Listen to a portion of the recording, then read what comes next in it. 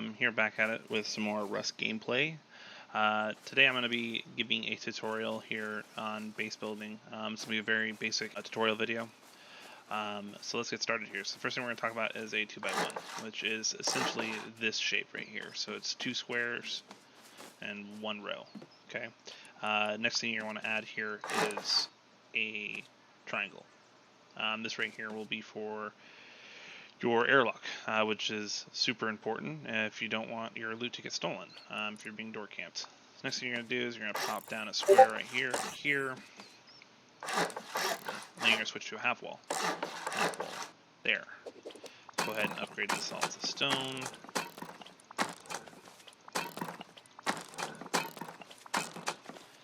Alright.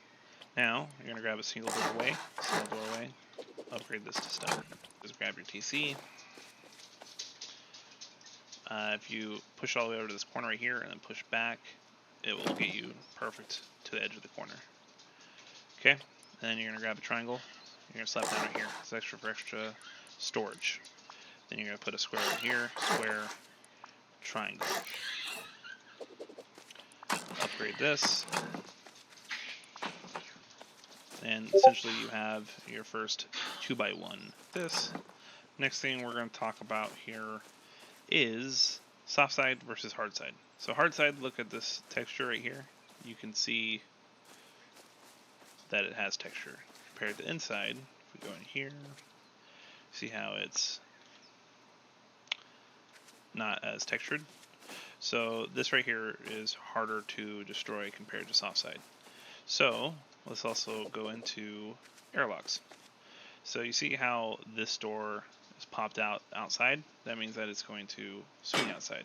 So if I open it up, bam. Go ahead and grab it with a hammer, you pick it up. So what we want to do is have it set right here, grab a lock, snap a lock on it, automatically locks, which is great, so you don't have to worry about someone grabbing your key lock. Then when you open it up, so the way this works here, let's just say you have someone sitting out here with a gun or something, and they're going to try to go deep on you. That's basically when you get someone's loot without actually raiding them. It's very easy to do this if you only have one door if you're just starting out. So, first thing we want to do is, if that does happen on here, don't want to close this door if they're sitting inside this triangle here, because if they do that, immediately you're going to get in. But this will prevent them from being able to hop in and grab your loot. Keep in mind if they do have a spear, they might be able to destroy your bag if your bag is located up near the front, just like this. Okay. So that if they have an axe or thing in here, they can hit it technically. Okay. So if that ever does happen and does get into your airlock, just be calm.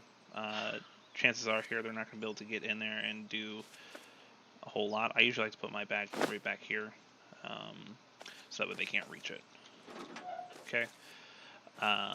Just stay calm. Typically on here, you'd want another bag spawned in a different grid circle. So if you're in R35, you want an R35 or 34 up here or somewhere around here, etc. This will give you a spawn point here. So that way you can either trap someone in your airlock or come back and confirm that they left. You want to have it swinging out this way. For this, let's just say someone does get into here and you have a gun. Pull out this right here. Someone's right shooting you right this direction right here. You can shoot, run out of ammo, close the door, grab protection. Okay. This way you can also work on killing the person in your airlock without fully giving up. Just whatever you do not close this up if they're in their airlock, and then you might lose your base if they are able to kill you. Okay. Next thing, I would recommend this type of base style for a solo player, maybe a duo for starting out. Traditionally on here, the most typical type of base you'll see is a 2x2, which is this, another triangle lock. You would essentially do the same thing, upgrade to stone. Vice versa, you can also set up an airlock this way. You get a door.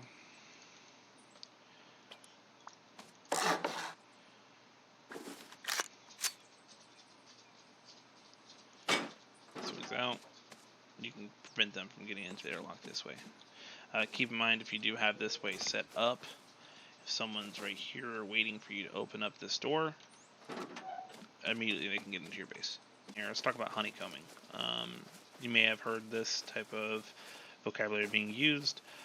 Essentially what honeycombing is, I would not recommend doing it on this type of base layout. That's my personal opinion here, because realistically it's only going to cost you 3 doors potentially to get into loot. Especially if these are wooden doors on here, it'd be a lot easier just to go through doors rather than walls. But essentially what it is just laying this out like this. Typically you don't need to worry about your airlock here. It would just be where majority of your loot and valuables would be. So you'd upgrade this to stone. Upgrade that to stair. Oh yeah, it's one thing on your building. See how this X on here? That's going to be the soft side. This is going to be hard side. So you want the soft side facing inward. Rotate it. So if I upgrade this to stone, that's hard side. Just to give you guys a heads up here, this is what sheet metal looks like on a hard side, and then that is what that looks like on the soft side. And then let's just show you wood.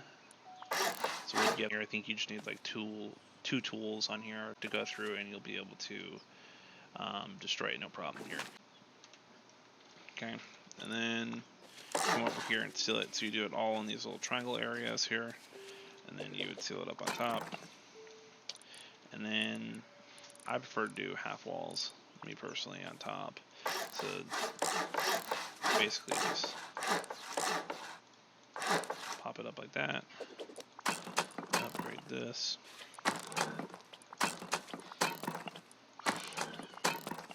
And as you out.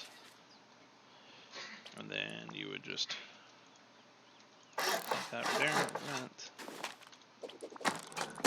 Boom. That's what honeycomb looks like. Obviously I didn't do the rest of the side here, but that's what a honeycomb base would look like here. The reason for that being is if you are being raided and they decide to go through walls, it costs more money to go through that compared to it. But like I said, it's cheaper to go through doors unless you have like armored doors right here rather than go through walls. So I think that will cut it for about this video. If you definitely enjoyed this content, make sure you like and subscribe. And if you also want to see more Rust tutorials, definitely leave comments below. I can definitely produce some more content for you guys. Thank you for watching.